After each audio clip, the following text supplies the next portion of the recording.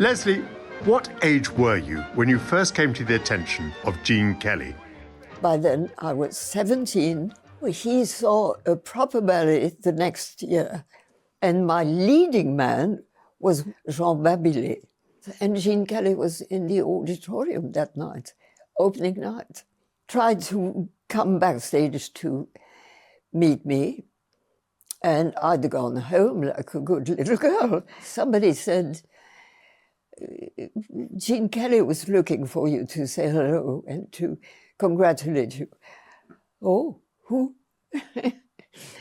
Anyway, a few days after, I got a phone call. Gene Kelly wants to meet you and do a little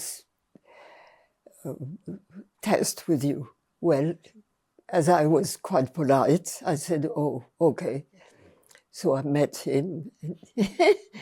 He gave me a few steps. I thought, well, that's infantile. You know, there were no fouettes and none of this difficult stuff. It was all quite charming. I did it and forgot all about it. Anyway, we received a phone call from MGM saying she is coming to Hollywood in 3 days. You? Yeah. Amazing. Yeah. Did you fly to Hollywood? Yeah. And they said, well, Mother has to come with you. And Mother was quite bored at the idea of going to Hollywood. Oh. But she came, and we had to change planes. We stopped in London, and then Newfoundland, and then New York. Every time changing planes or something, or, you know, it was the longest journey in the world, 1950. And finally, Hollywood, we were totally dazed by then. They put us up, my mother and myself, in the Beverly Hills Hotel. My mother looked at the bill. It was something like $75 a night. The next morning, she woke me up at 6 and she said, honey, we're leaving. This is too expensive. We had something like $250 between the two of us for the week. So we left. She hailed a taxi, and we arrived in Culver City, which is nothing but crew guys and their family.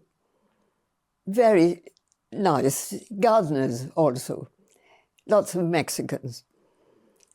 And it was by the workers' entrance to MGM. She said, that'll be just fine. Don't have to pay for a taxi. This resulted in you getting a part in An American in Paris. Is that right? It didn't result. It resulted in starting to work on the film immediately. Oh, right. Yeah, I was hired from Paris. And where did you film the film? In Hollywood or in Paris? Entirely in Hollywood. We started working immediately on the piano. And Gene Kelly was doing choreography with his partner choreographer. Her name was Carol Haney. And she was a Jack Cole dancer, top dancer.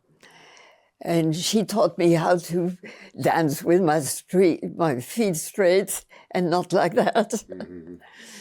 And she taught me everything.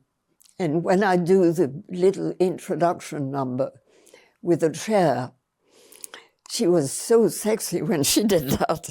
She brought the chair. Oh. Mm-hmm. You know, that the censorship came on the set.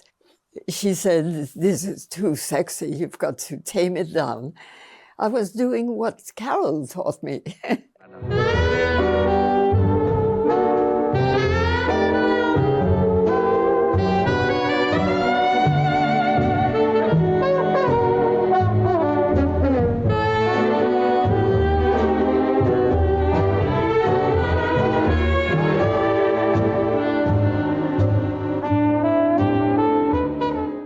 Mother had told you to look out for Fred Astaire's style. What did you make of the style of the men you danced with, Fred Astaire, Gene Kelly? Well, at first I knew Gene and that kind of dancing, which I'd never seen. We didn't have musicals during the war. We didn't see jazz dancing.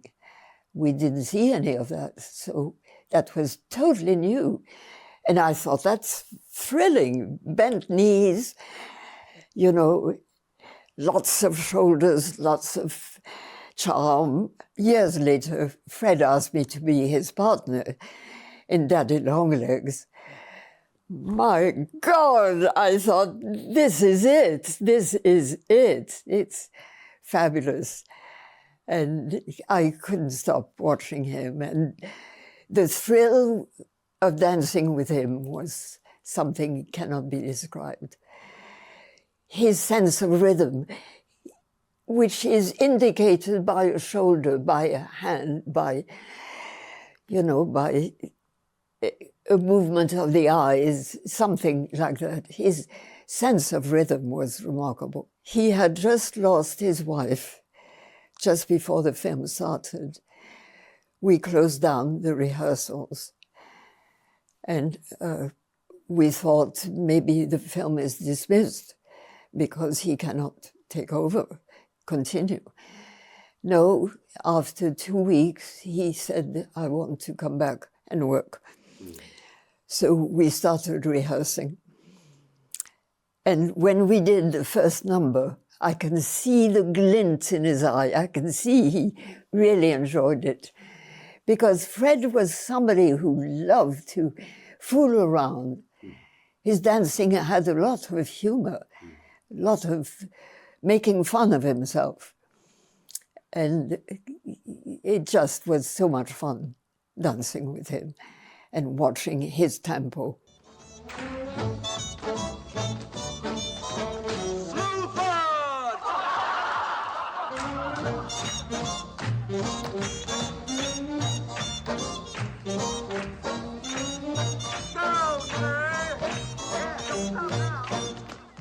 And what would he say about you? He chose you as his partner. Yes. What was it about your dancing that he liked?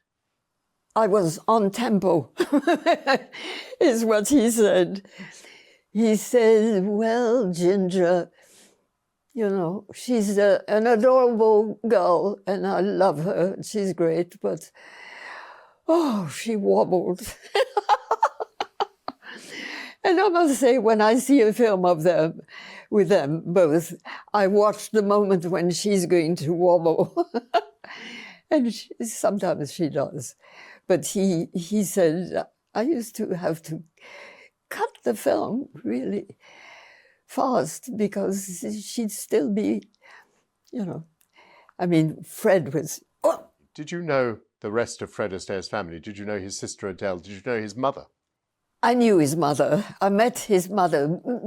I didn't know her then, but I met her years later.